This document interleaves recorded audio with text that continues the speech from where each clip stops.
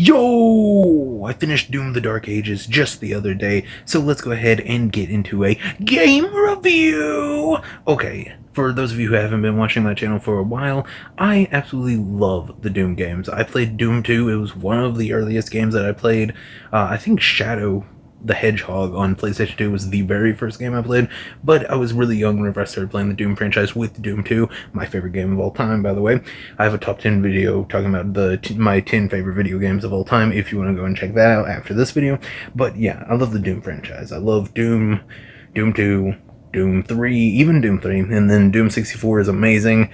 Doom 2016 is amazing. Doom Eternal, it's perfect.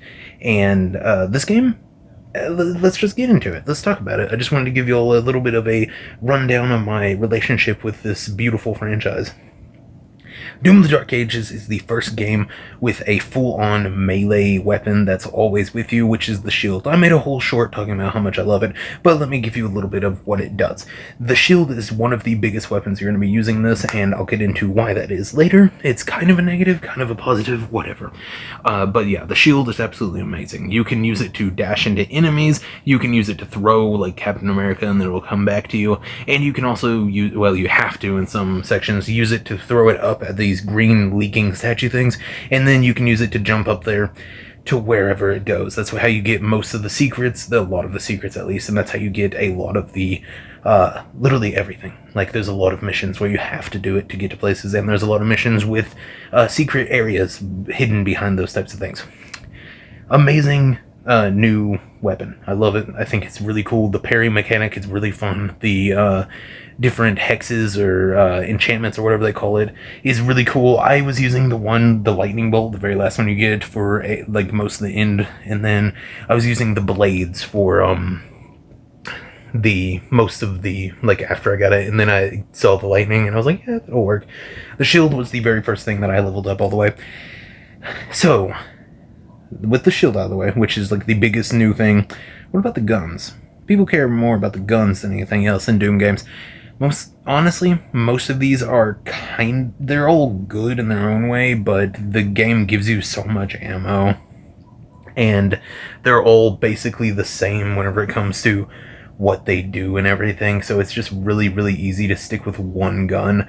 Mostly, I was using the original shotgun for all of the, like, starting levels. I love the original shotgun in all of the games, and then there at the end I started using only the super shotgun and the oh my god, what's it called, the shrapnel gun with the skull and everything, and then I started using the secondary fire, like secondary gun for the plasma rifle, which is the chainer, I think is what it's called. I actually never really used the chain gun. In the trailers, the like ball gun with the chain on it, I think it's just called the chain gun, whatever, was one of the ones I was most excited for. That and the shrapnel gun with the skull. I use the shrapnel gun all the time, but none of these are really just outstanding with how they work and everything. Some of them are very cool with how they work, but none of them are, you know, you're going to be switching between guns and everything. That's not really the playstyle of this game. You're more just running around and gunning with the same gun and using your shield a lot. So how does the gameplay go? Like, I just said a little bit of it, but how does the rest of it go? You get 3 melee, and the melee is important to this game, actually. It's really good. That's how you'll get more ammo and everything if you need it. I mean, God, you probably won't, honestly, with how much they give you. But you get the chain, the mace, the fists, and there at the end, like closer to the end, you get a giant, I guess that would be the mace. I don't know what to call it. Chain mace is what the other one is, I guess. And then the last one you get is just a regular mace. So the one that I use is the fist. I just think that's really cool. I like him punching people. I think that's way cooler than using a mace or a chain mace or anything like that. A flail, that's what they call a flail or anything like that. So I just stuck with the fist. None of the melee are too bad or too good. The last one that you get is a huge, dealing huge damage to one. It explodes off of it, but you only get one charge of it, and it takes a while longer to get that charge. So I ended up just never using that, to be honest. But I did like the melee. I thought the melee was really cool, how they did and everything. But honestly, the only thing that they added that's new that I really genuinely love is the shield. I think the shield is the coolest thing they added. Now, there are also, you've definitely seen clips or whole videos of this, but there is a actual mech that you can drive and a dragon. So let me talk about the mech gameplay first. This is basically just a right hook, left hook, dodge, and then you can hit R1 to either stomp, palm strike, or at the very last mech fight, you can use oh man, what's it called? Freaking a laser cannon on your shoulders, which is really cool. I don't know. It's pretty good, I guess. It kind of reminded me of Punch Out, except you can dodge really good. But yeah, that's basically all there is for that. I was really hoping for a actual, like, lore accurate fight with the Titans where you, like, run up them and punch them in the face and that's how they die. I think that would have been cool, but the mech gameplay, fine how it is. I don't know, it's a little bit over mid, I would say. And then for the dragon was some of the most fun sections, I thought. It can get boring if you play it. I don't know. If you play it, I'm glad they didn't do too many dragon missions, is what I'm trying to say, because it would have gotten boring really fast. But the missions that we got were really fun, really fast-paced, and just really, really good. I loved just flying on it. I loved chasing the hell carriers, or whatever they called them. I loved all of that. I thought that was really fun. Destroying the giant ships with the eyes that shot at you and everything was really fun. Even fighting the plant thing is really fun, but basically all you do is lock onto an enemy and dodge a green thing. It gives you a plasma rifle, and then that's the only way you can get through the shields until you go after the ships, which do fly away really fast and are kind of optional, I'm pretty sure. I mean, I missed one at one point, so I guess they're optional. But you can just chase them and shoot them, and eventually they'll explode. But yeah, that's basically it for the dragon gameplay. I was really hoping for a flame blast or something like that, but yeah, the mech gameplay, a little bit over mid, like better than mid, and the dragon gameplay is solid. I like it. Now, with the dragon and mech gameplay, which is a huge part of why people were happy with like seeing the mech and everything in the trailer, let's go ahead and talk about, well, I mean, I guess the only other thing we really have to talk about is the bosses. Boss fights are actually pretty good in this. Yeah, I think Azrak was a really good main villain. I think that I would really love to see another game set in this type of timeline, like this, time, because I really need to see what Azrak is to, Davith, because, like, he's the god of hell at that point. Is Davith still locked up? Is he the one forcing him to do this, or what? I mean, it seems like he's the king of hell as of right now, or the general at least, but he's not Davith. Like, I don't know where Davith is, and I would like to know where he is during this time. I'm gonna go ahead and guess that he's still locked up and everything, and maybe he is literally just a legend. Like, people don't even believe in him or something. But yeah, the final boss fight is... Well, I'm not going to talk about the final one right now. I'm going to talk about the before the final.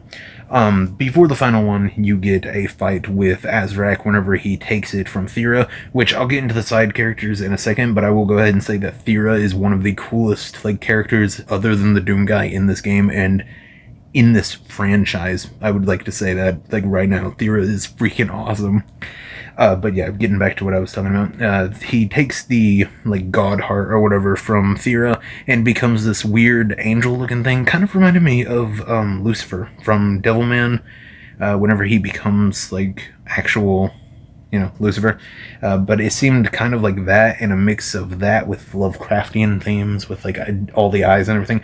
Kind of like if Lucifer from Devilman was a seraphim, one of the weird ones with all the wheels and the fire on the inside and all the eyes, but it kind of seems like a blend of those two types of character design. Really like it, really love it.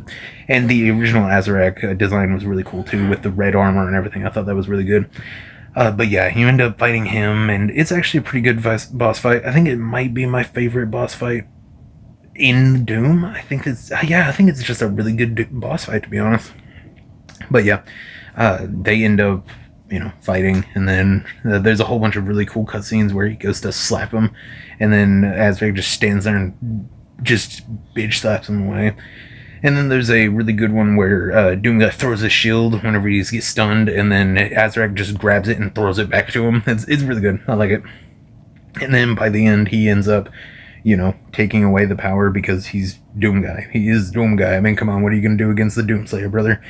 And then he basically just, runs away and is about to escape, but Doomguy chases him and jumps. Actually, no, Doomguy gets killed, and man, I can't really remember when he gets killed. Is it before or after that?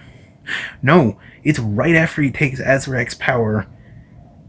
Yeah, he kills the dragon, and then he kills Doomguy, stabs him. No, he stabs him, and then Doomguy gets back up. My god, what am I trying to think of, man?